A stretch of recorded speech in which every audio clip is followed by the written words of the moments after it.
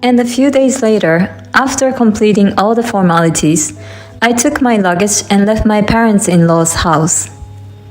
I told my mother-in-law that I was leaving today.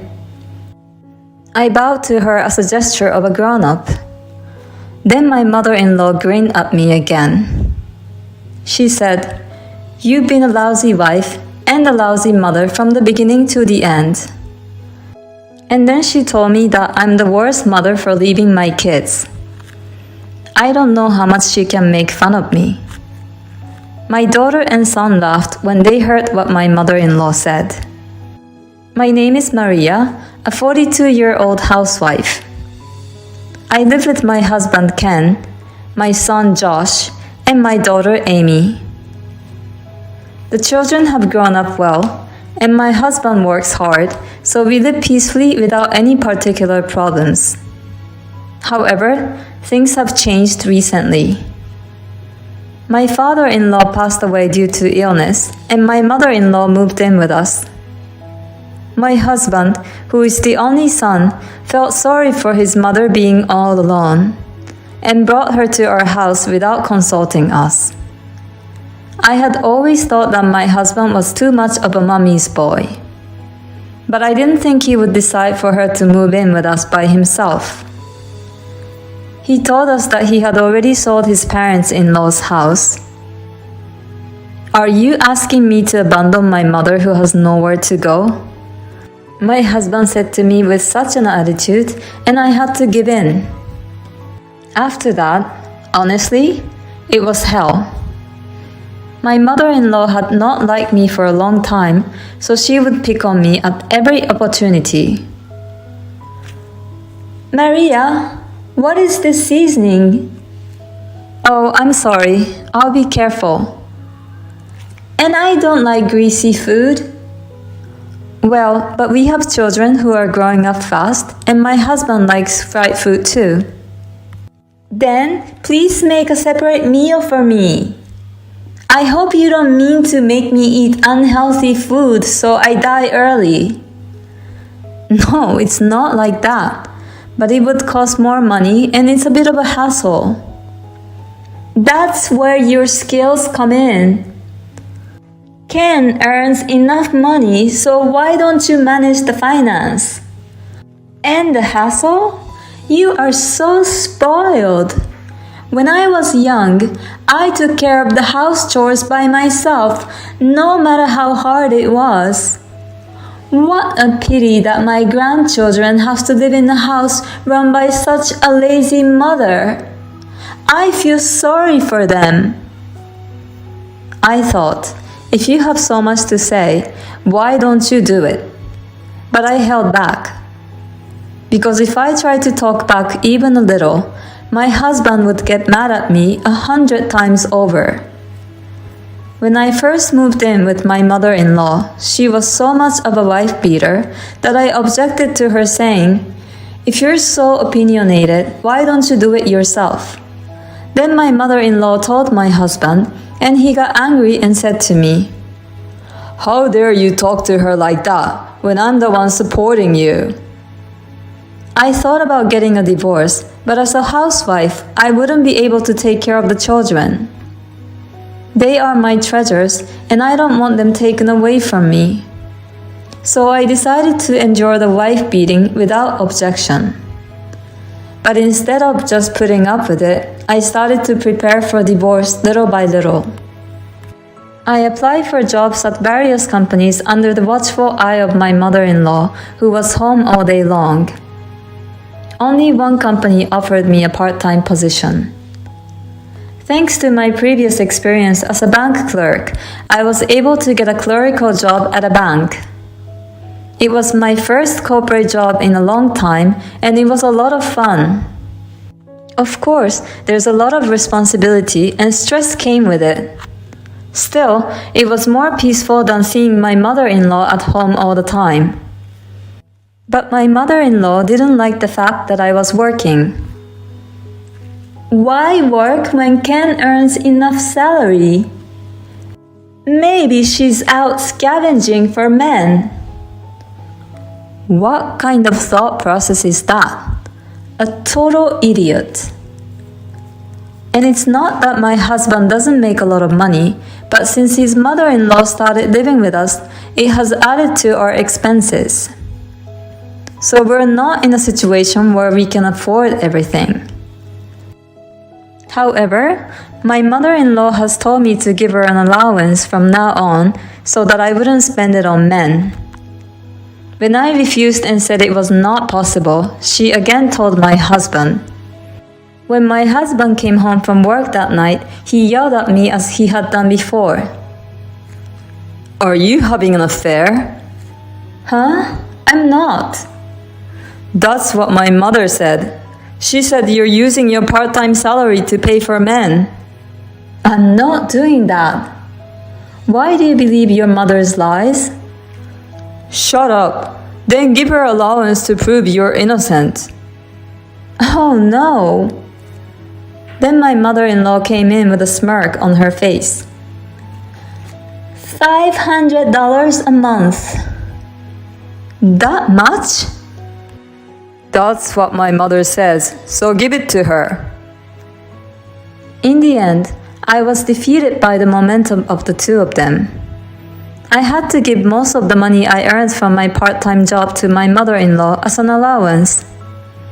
To make matters worse, my mother-in-law told the children, "Your mother is a horrible adulterer," with a smirk on her face. Even junior high school kids know what that means. And to tell them a lie like that is just awful. I thought it was not fair at all, and it was ruining me completely. And then something happened to make the situation worse. I found out that my husband was having an affair. Despite suspecting me of my infidelity, he was the one having an affair. This put me over the edge.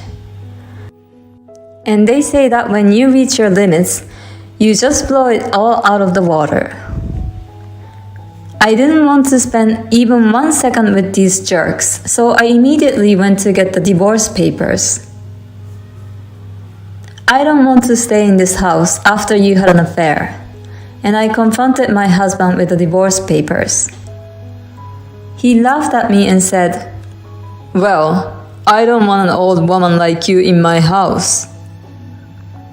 I'm sure he intends to be with his adulterous partner after the divorce. He agreed to pay alimony and share the property without any objection. When the children were asked what they wanted to do, they both said they were going to stay in the house. My mother-in-law grinned at me and said, "I knew you liked your father better than this woman."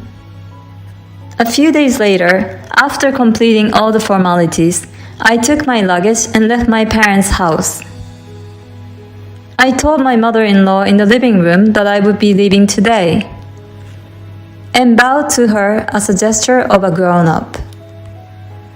Then my mother-in-law grinned at me again and sarcastically said, "You've been a lousy wife and a lousy mother from the beginning to the end." Then she said, "You're such a terrible mother to leave your children." I don't know how much she can make fun of me.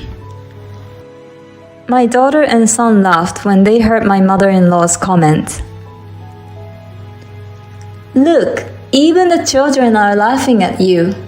What a pathetic mother." Well, it was actually the children themselves who said they would stay here, so I'm not leaving them. "Oh, I see. So you're a sad woman who was abandoned by her children." Well, you can say what you want, but don't forget that you're responsible for everything at home from now on. Ha! Don't worry about that. Unlike you, I'm good at everything. I see. Well then, I really must be going now. With that, I left my parents-in-law's house. After that, I went back to my parents' house and threw myself into my work. Then I asked my work to switch me to full-time work, and I took the test to become a full-time employee. Thankfully, I was able to get a full-time job. Now I can take the kids with me. And my mother-in-law must be exhausted by now. Sure enough, about 3 months after I left the house, my mother-in-law contacted me. Hey, Maria, help me out. What's wrong?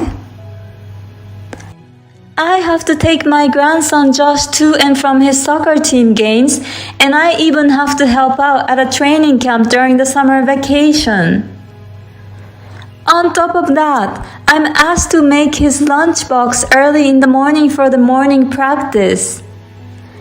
And I have to wash his dirty uniforms every day. My granddaughter Amy also goes to cram school every day, so I have to drive her back and forth. On top of that, I have to do the housework all by myself. Ken says he's tired from work and doesn't do anything to help me. Well, if you're just complaining, I'm hanging up now. Wait, I'm calling you because I want you to help me, Maria. Excuse me? I'm already divorced, so it doesn't concern me.